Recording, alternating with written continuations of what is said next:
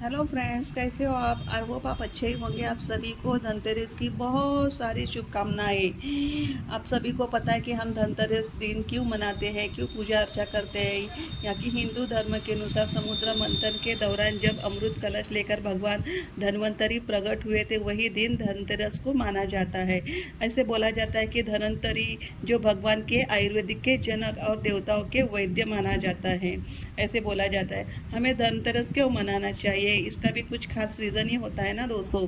दिवाली और धनतेरस जैसे इस बार शनिवार को आई है, तो ये दिन जो है बहुमूल्य धातु खरीदने के लिए शुभ अवसर माना जाता है। धनतेरस के दिन जिसे लाखों भारतीय सोना चांदी सिक्के बार आभूषण खरीदने के लिए बाजार में जाते हैं, जिनके बारे में इनका मान्यता है अगर हम ये सारी चीज़ें अगर खरीदते हैं, धन खरीदते हैं या आभूषण खरीदते हैं, जो भी कुछ हो, ये भाग्य लाता है, ऐसे बोला जाता है।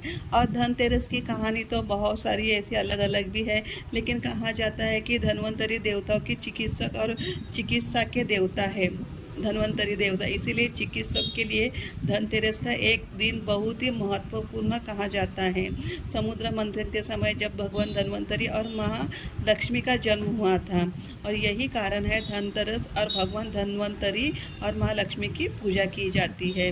पता है दोस्तों, बहुत से लोग यहाँ पे धन्वंतरी के जब धनतेरस मनाते हैं या लक्ष्मी पूजन के झाड़ू की भी पूजा की जाती है।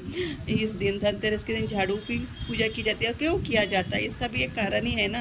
कहा जाता है कि जिस स्थान पर गंदगी होती है वहाँ लक्ष्मी जी की बहन अलक्ष्मी का खास वास होता है।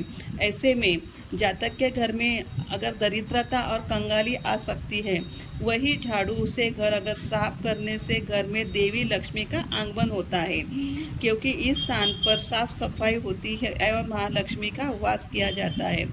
और बहुत से लोग यहाँ पे धनतेरस के दिन बहुत से लोग नमक खरीदते हैं, कौड़ी खरीदते हैं, कमलगट्टा, जो भी चीज़ें हैं वो लोग जो लक्ष्मी जी को पसंद है वो खरीदते हैं। और धनतेरस के दिन नमक खरीदना भी अत्यंत शुभ माना गया है, क्योंकि नमक को पवित्रता और शुद्धता का प्रतीक कहा गया है। मान्यता कि इस दिन में नमक खरीदने से, घर लाने से घर की अशुद्धि या नकारात्मक ऊर्जा, दुख और कष्ट दूर होता है, ये कहा जाता है।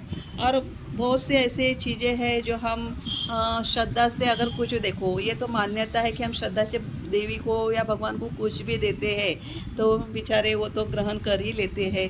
बाकी देखिए, हमने भी ऐसी छोटी सी पूजा की है, दिए लगाए हैं यहाँ पे।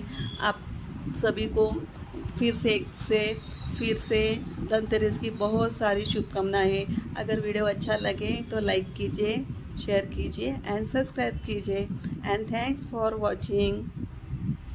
तो दोस्तों, आपने भी कमेंट्स करके बताइए कि आपने भी धनतेरस की पूजा किस प्रकार की है, आपके यहाँ क्या मान्यता है। मुझे जानने में ये अच्छा लगेगा। प्लीज़ कमेंट्स में बता सकते हो आप मुझे। And thanks for watching. Bye bye, take care.